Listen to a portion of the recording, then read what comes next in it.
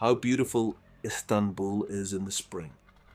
How I wish I could walk its narrow streets again, hear the azans from its mosques, and admire the blooming trees.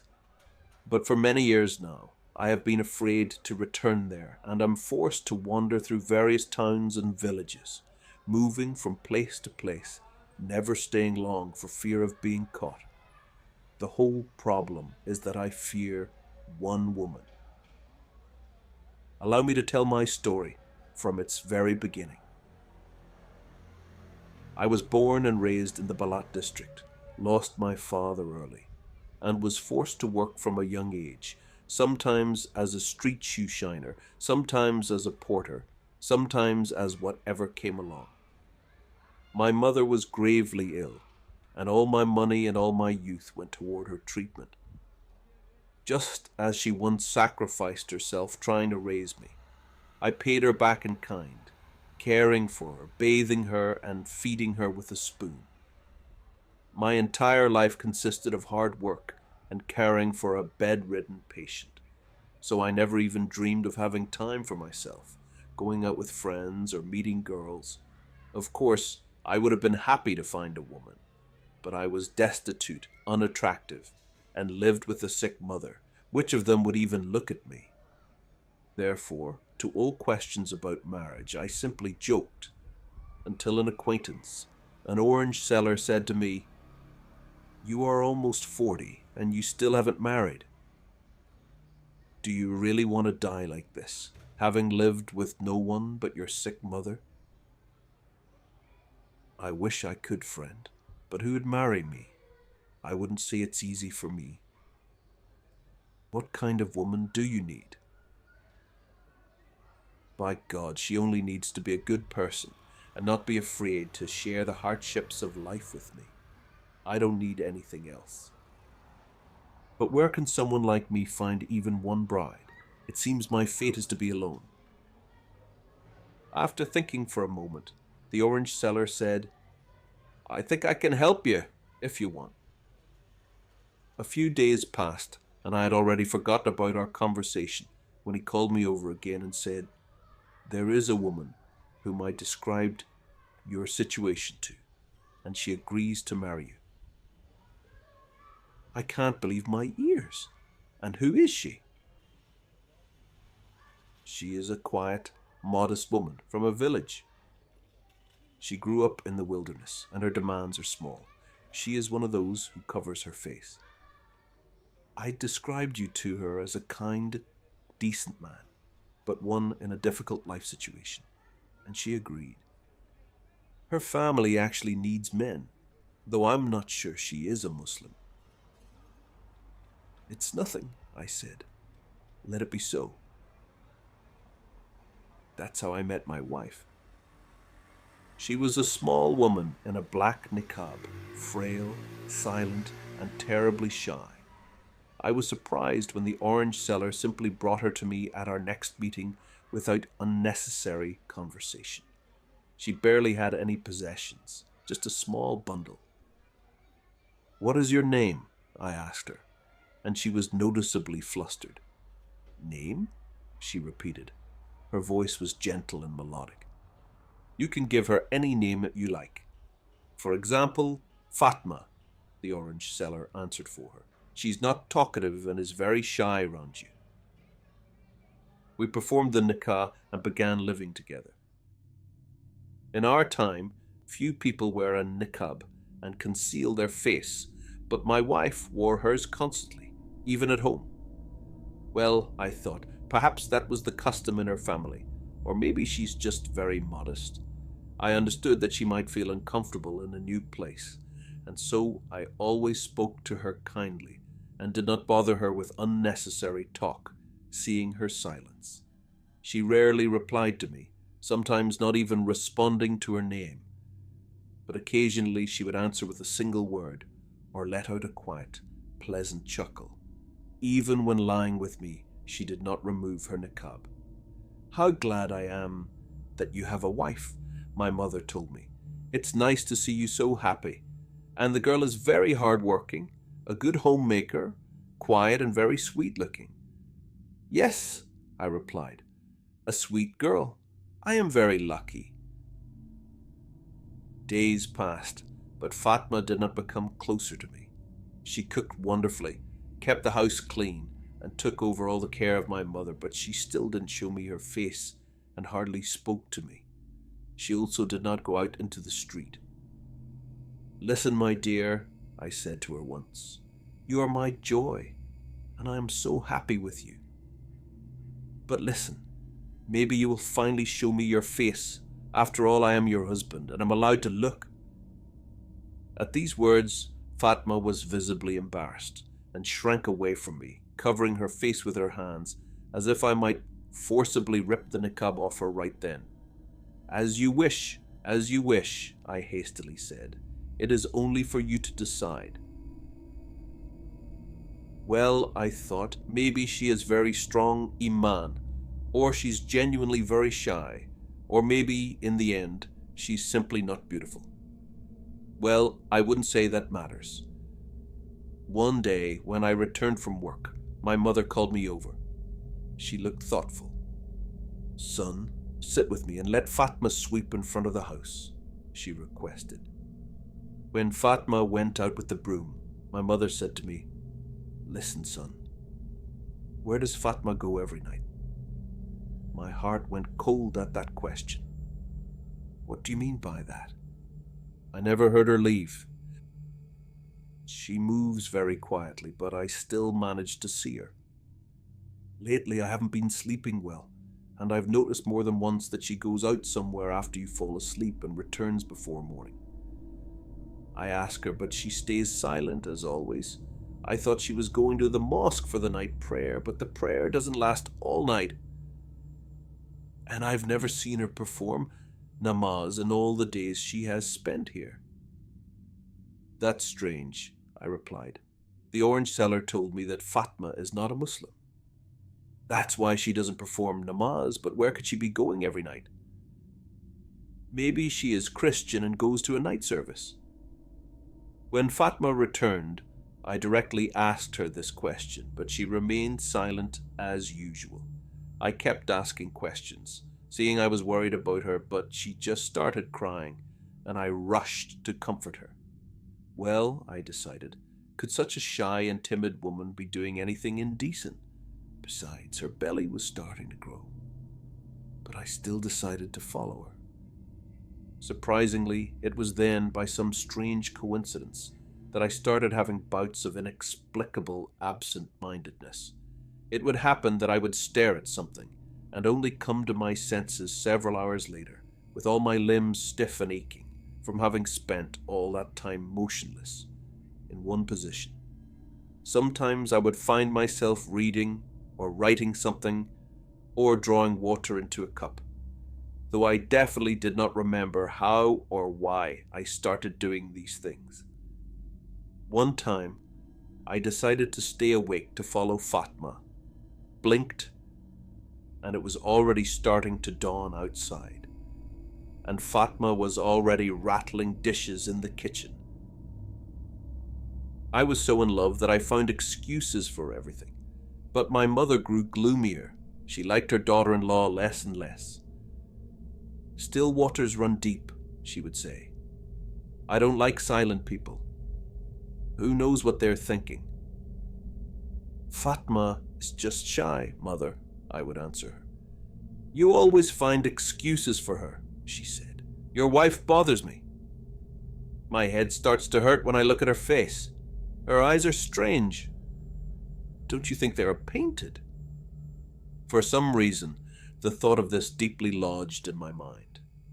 Fatma had stunning black eyes, and one day, when she was preparing dinner, I sat next to her and, laughing, told her that my mother was so impressed by the expressiveness of her eyes that she thought they were painted.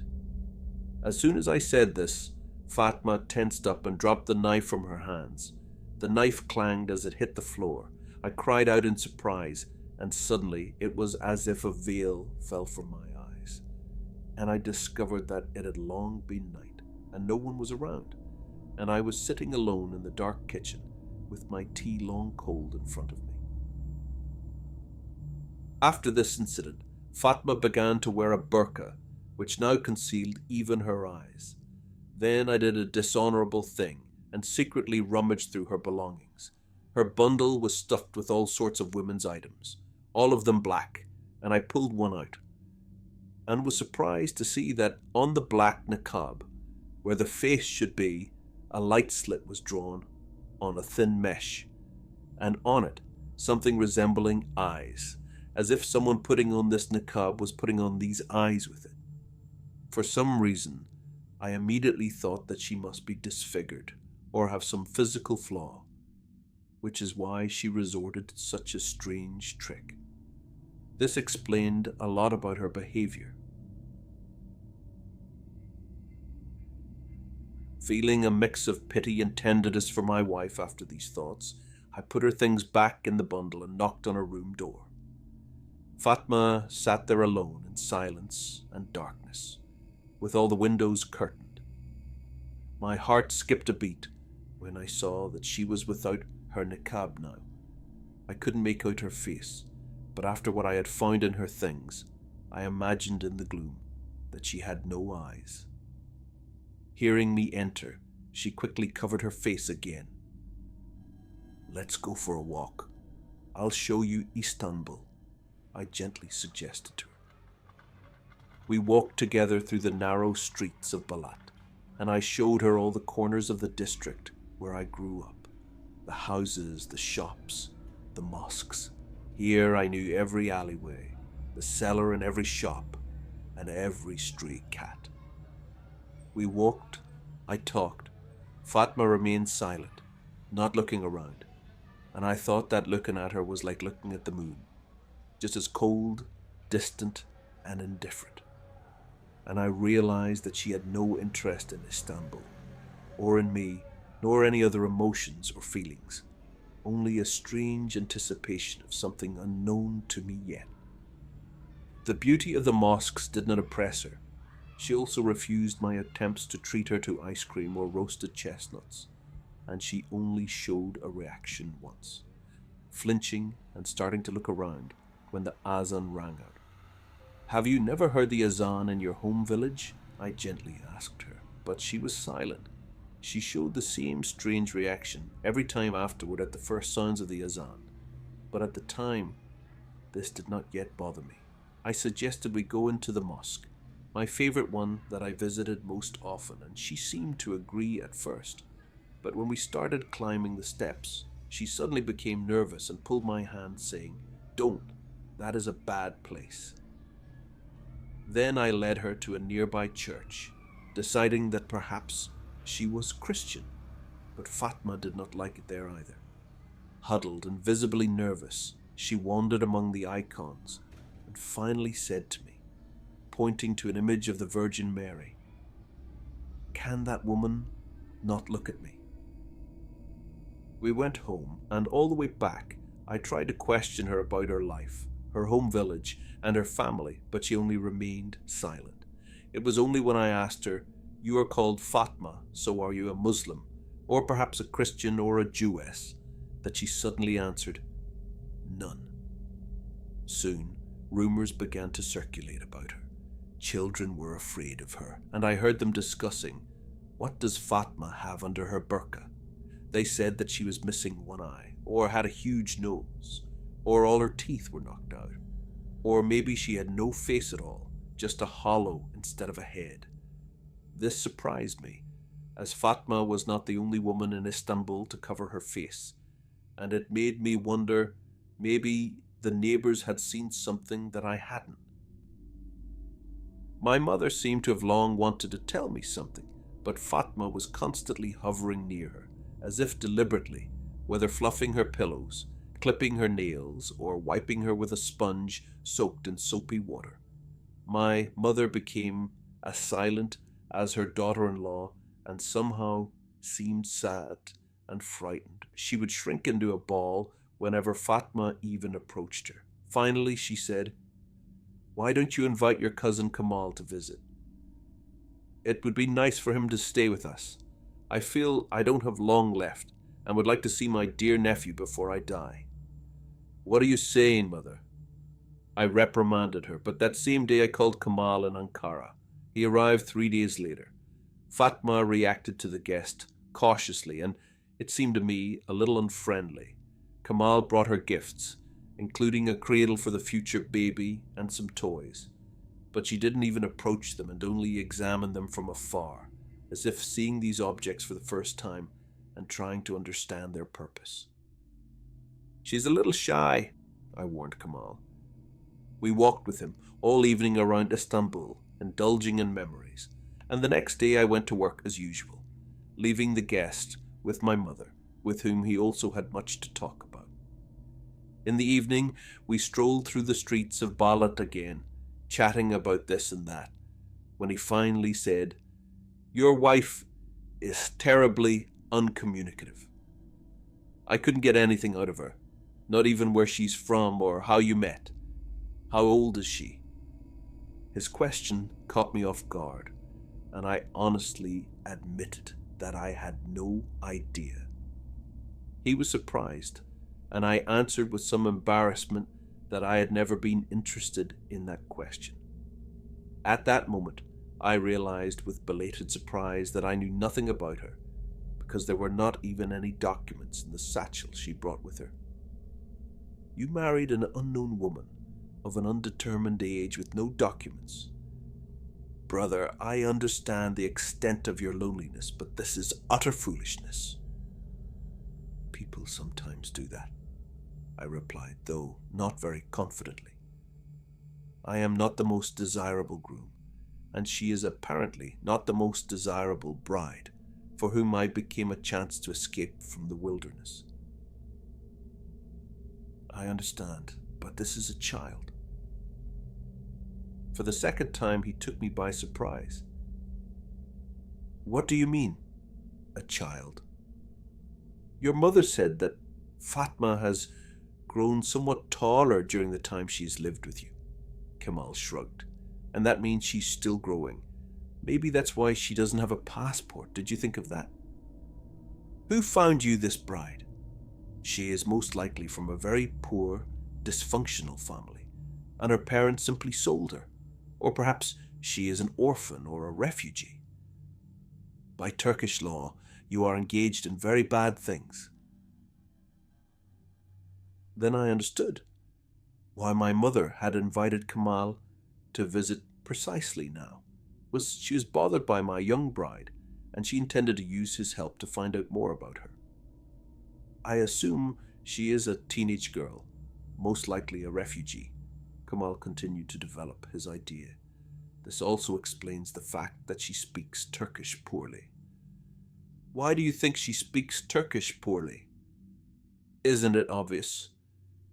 She doesn't talk to anyone, answers in monosyllables, and when I address her, she slightly tilts her head sideways. People do that when they are listening intently." I said nothing, but I thought to myself that whoever Fatma was, and wherever she lived before this, she was surely better off with me than there. I really did not want to let her go. The next day, while I was at work, Kamal brought an Arab and a Kurd, but even they could not get anything out of Fatma.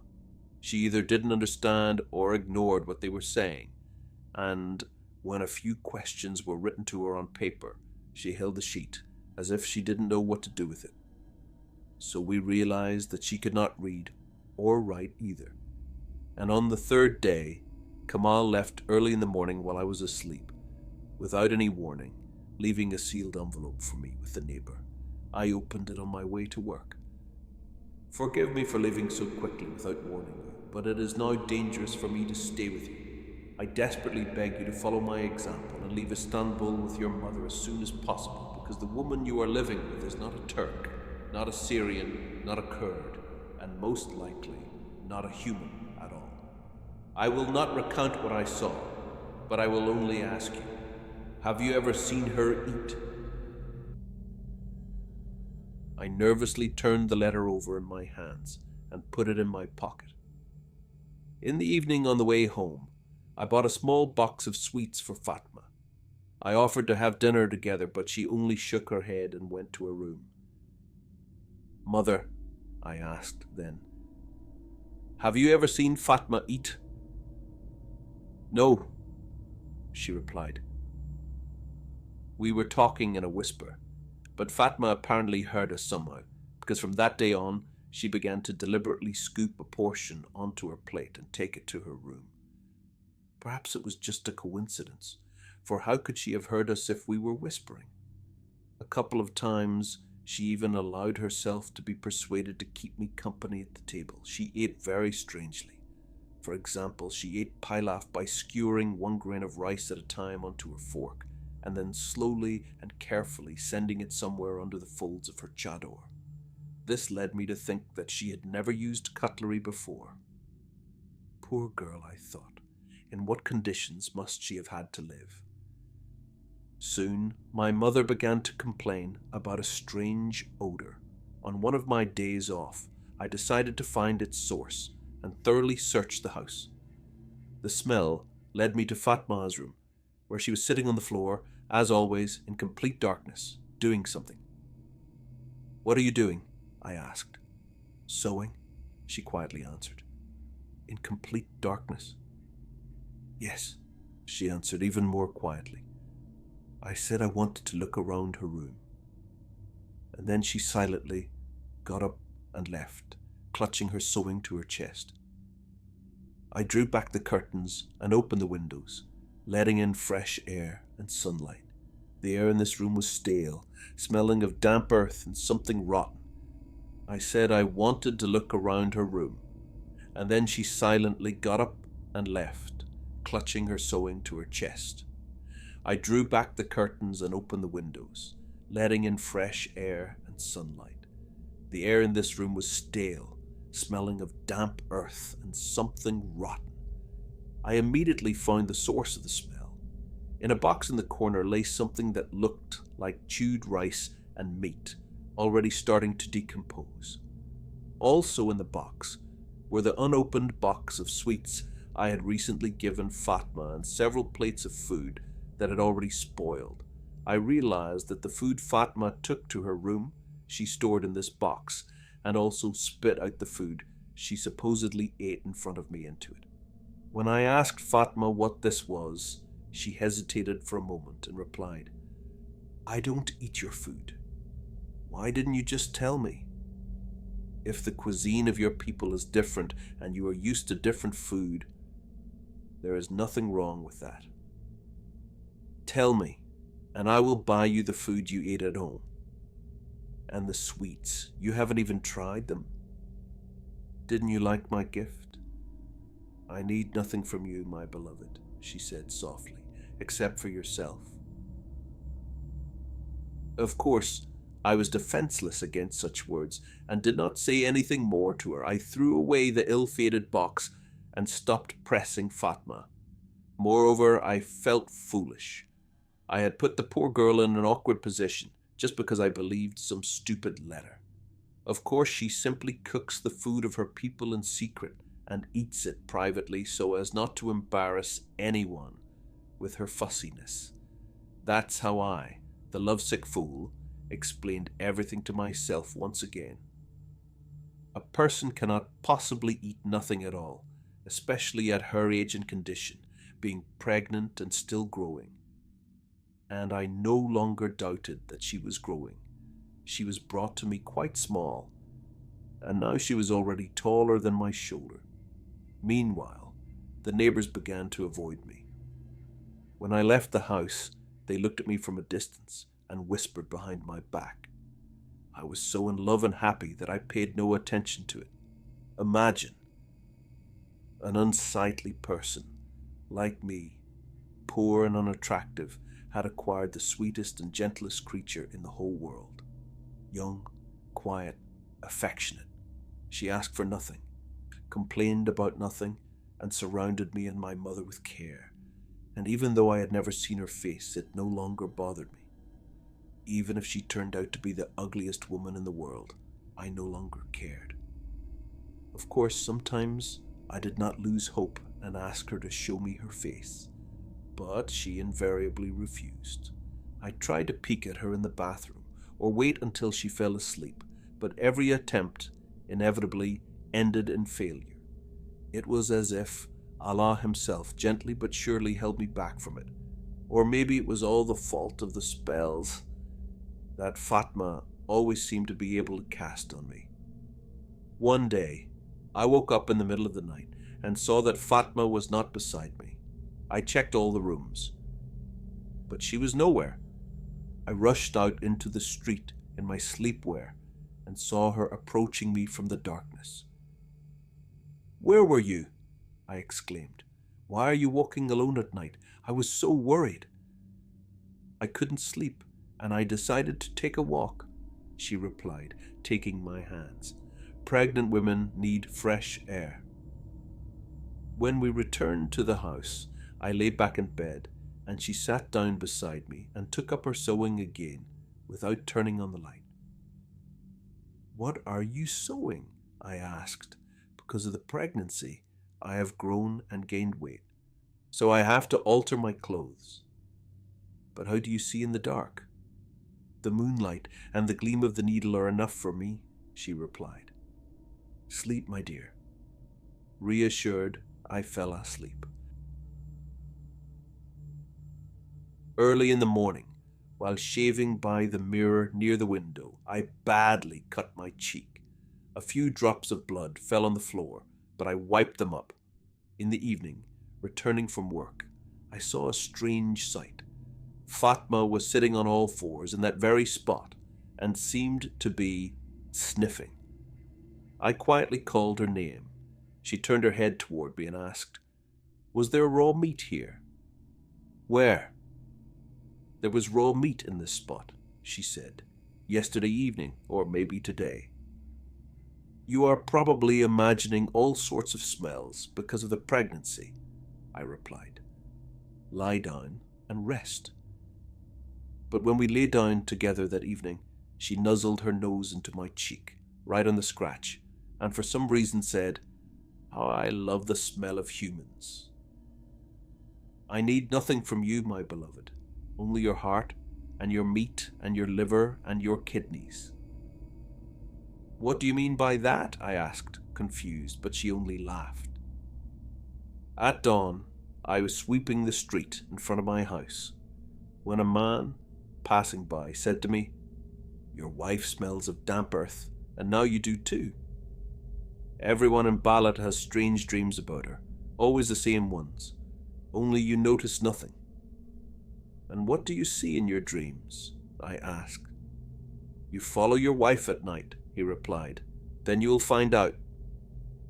Perhaps after his words, or for some other reason, but that day I was hugging Fatma and noticed that she smelled like a freshly dug grave. We were walking through the market looking for a trousseau for the baby, and people glanced at us and walked around us. I didn't immediately understand what was bothering them, but then as we passed the mirror merchant, it hit me. Little Fatma was already a full head taller than me. It's amazing how, living side by side with a person for months, you don't notice such slow and gradual changes. Or maybe you don't want to notice. "Mother, did you see how tall Fatma has grown?" I boasted to my mother that day. "I saw," she replied sadly. "Son, can a woman be that tall? And 9 months have long passed, and even twice 9 months. Can a human pregnancy last so long?" Meanwhile, Fatma had already sewn the baby's layette, bonnets, creepers, and undershirts. In her room, she constructed a kind of nest out of rags in which she intended to give birth. "I will have 3 children," she said. "In our line, we always give birth to 3. But don't worry, I will give birth here and I won't need any help." Hearing about triplets, I was horrified at first. How would I feed such a crowd? But Fatma calmed me down, saying, "I will take care of that myself." Soon she became so enormous that she could no longer leave the house at night unnoticed. On one of those nights, I woke up, roused by the creaking of the stairs under her feet, and secretly rushed after her. I saw Fatma walk around the corner of our house, shed her burqa, and run off somewhere outside of Balat on all fours, and she seemed to have no head at all. The next day, I received a letter from my cousin Kamal. In it, he inquired about my well-being and my mother's health, and also confessed that since the day he left, he had been tormented by dreams about my wife, Fatma. "Every night I dream," he wrote, "that Lily Fatma has grown big, very big, a full head taller than you, and that at night she leaves the house, sheds her burqa, and runs off somewhere outside of Bala on all fours, and she seems to have no head at all." I showed this letter to my mother, to which she said, "I also constantly have that dream." "And are there any people in Balat who dream of anything else?" After this incident, I began to go crazy with the thought of seeing Fatma's face. Did she really have no head? If so, what was there? And can any living creature exist without a head? When I asked Fatma this directly, she gently replied, "You cannot see my face and remain alive." "Then I will remove your niqab at night while you sleep," I declared resolutely, to which she told me, "No, my dear, you will die. And haven't you understood yet? I never sleep."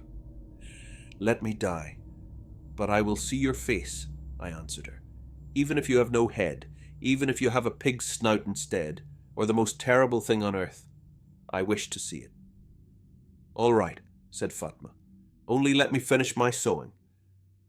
I am just finishing the shrouds for you and your mother." And I became so afraid of these words that I wanted to be somewhere on the opposite end of Istanbul, Turkey, the world from her. My mother, meanwhile, grew paler and weaker. Now she hardly spoke, and just lay there, sadly staring at the wall or the ceiling. One day, when Fatma was not around, my mother quietly said, "I don't have long left. I fear, son, that Fatma will get rid of me." "What are you saying, mother?" She started saying that I take up too much time and energy, and that by the time the children are born, I should already be dead. And then I remembered Fatma's words that she was sewing shrouds for me and for my mother, and I was horrified. The next day, my mother was gone. I found her in the morning with a face so terrifying, as if she had seen her death right before her. "How fortunate," Fatma said. "I just finished the shroud yesterday." After the funeral, I invited Quranic reciters into my house. Fatma complained that she could not hear those sounds, and that every ayat was like a knife to her heart. It caused her physical pain. She retreated to her room and did not show herself for 7 days. On the morning of the 8th day, I heard a baby crying from behind the door. Beside myself with joy, I rushed into Fatma's room. She was sitting there in her nest, holding one baby in her arms, and 2 others lay nearby, already swaddled. "What is their gender?" I asked, and she replied, "None yet." I sat down to write a letter to Kamal about my happiness, listening to Fatma's cooing from behind the closed door. She was making sounds similar to both the gentle cooing of doves and the meowing of a cat, and the infants responded to her in kind. "My brother Kamal," I wrote, "I hasten to inform you that last night I became the father of 3 little ones, and my happiness knows no bounds." I ran to send the letter, stopping at the market on the way to buy gifts for Fatma, spending almost all the money I had at the time. Returning, I tried to tread quietly in case the infants were sleeping, and thus became a witness to a strange conversation. "You must speak not only our dialect," Fatma was saying, "but also the dialect of humans, because we live among them, and your father is a human." "Our father is a human?" a child's voice asked. "Is that why he smells so delicious?" And another child's voice asked, "And when can we eat him?" "Never," Fatma laughed. "He is your father. But if it becomes completely unbearable for you, just tell me, and I will show him my face, as I showed his mother, and then he will die, and his body will become your prey." At these words, beside myself with anger and fear, I burst in on them.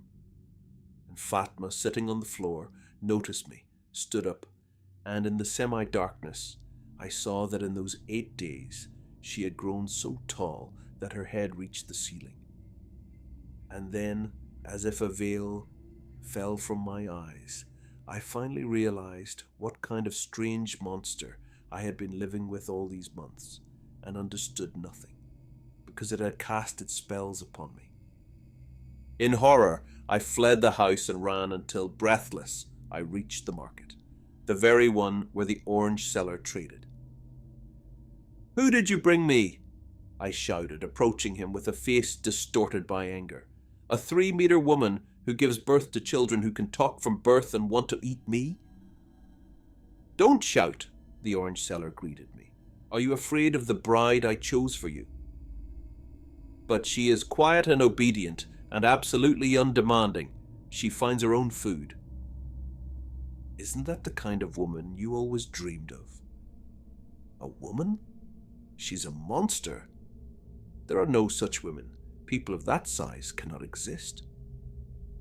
"That's because she is from the subterranean folk," the orange seller explained to me. "The women of their tribe are much larger than ours. Her face truly is not like a human's, but below the face she is exactly like a woman, and that is the most important thing.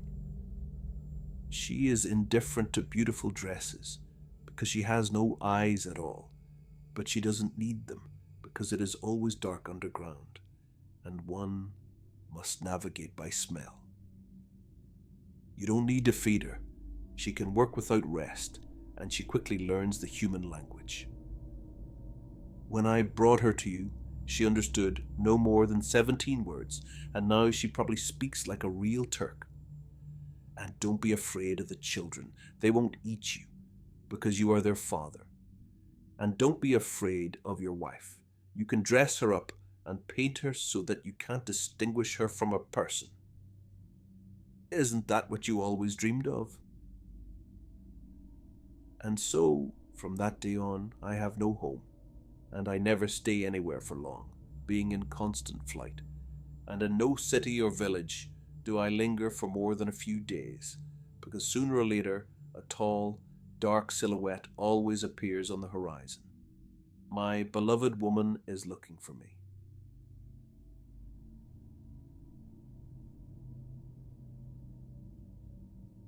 If you enjoyed the story, you can support the channel by liking and subscribing. See you next time.